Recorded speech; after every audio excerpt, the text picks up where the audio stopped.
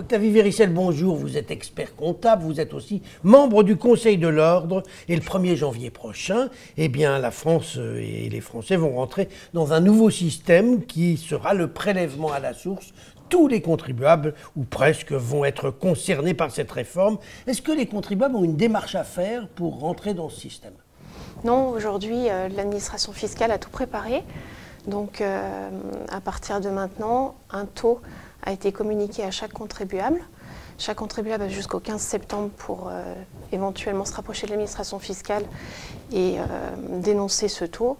Sans cela, à partir du 1er janvier, l'impôt sur le revenu des personnes physiques sera prélevé directement. On en reparle sur ce taux et sur la façon dont on peut le changer. D'abord, on le trouve où, ce taux ? Ce taux, il est communiqué sur le compte impôt.gouv de chaque contribuable et il a aussi été envoyé par écrit. Par écrit avec la feuille d'imposition avec l'avis d'imposition qu'on a reçue il y a quelques jours. Exactement. Bon. Alors en 2019, on paiera les impôts de 2019. Cette année, nous sommes en 2018, on paye les impôts de 2017 et les revenus de 2018. Qu'est-ce qu'ils deviennent? Alors, les impôts sur le revenu 2018 disparaissent complètement, donc on est à l'exception des revenus qui seraient exceptionnels. C'est-à-dire que l'administration fiscale a prévu une annulation complète de l'impôt 2018 classique, sur les revenus classiques.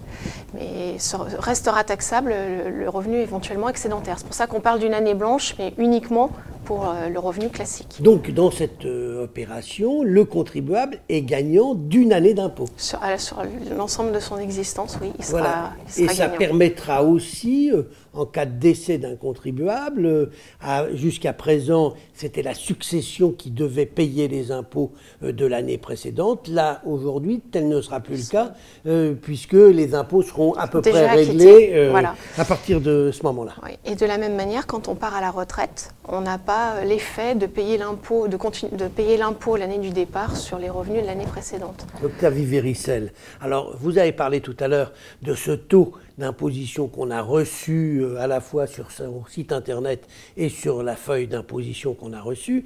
On peut le contester, on fait comment? Alors, on peut pas vraiment le contester. Ce qu'on peut faire, c'est demander qu'il soit modifié. Si on sait d'avance qu'on a notre situation personnelle qui va être différente, on peut aussi demander à ce qu'il soit individualisé. C'est-à-dire qu'au sein d'un même foyer fiscal, l'administration fiscale, sans demande particulière, à fixer un taux commun pour l'ensemble du foyer. Chacun des membres du foyer peuvent demander à ce qu'ils aient leur taux à eux.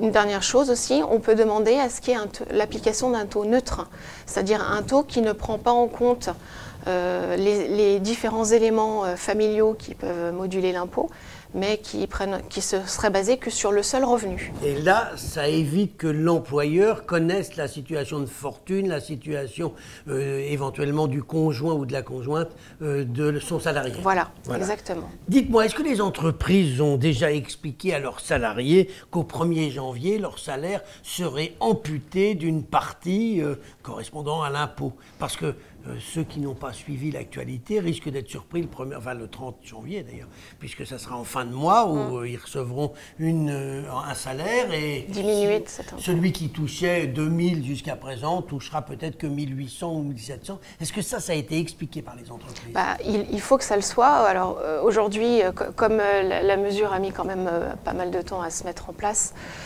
et qu'encore il y a quelques jours, le gouvernement semblait un petit peu hésiter.